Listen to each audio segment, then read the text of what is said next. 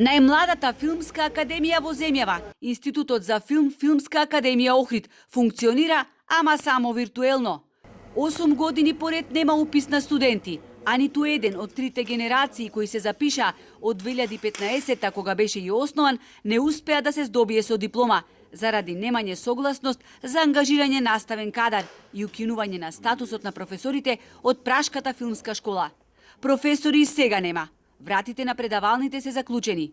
Институтот го изгуби најважното управувачко тело, наставно-научен совет. Академијата е затворена, односно не работи, но плата земаат 11 вработени, 4 технички персонал, 2 помлади асистенти, истражувачи и 5 административен кадар. И покрај големиот интерес за студирање на оваа јавна научна установа, од 2017-та не е објавен конкурс за упис на студенти. Институтот функционира само формално правно, но не и образовно. Од јуни 2017 година, представници на Институтот одржуваа состаноци со надлежните во Министерството за образование и наука.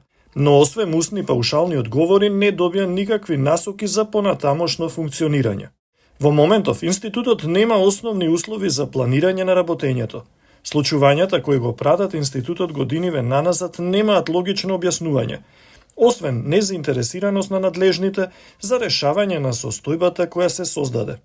Огромна штета за градот и државата во делот на образованието и културата, затоа што во многу кус рок Филмската академија стануваше регионален филмски центар.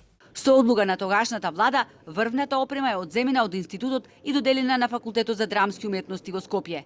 Сега Министерството за образование врши контрола и комплетна анализа на институтот, од што ќе зависи дали има можност за понатамошно законско и правно функционирање.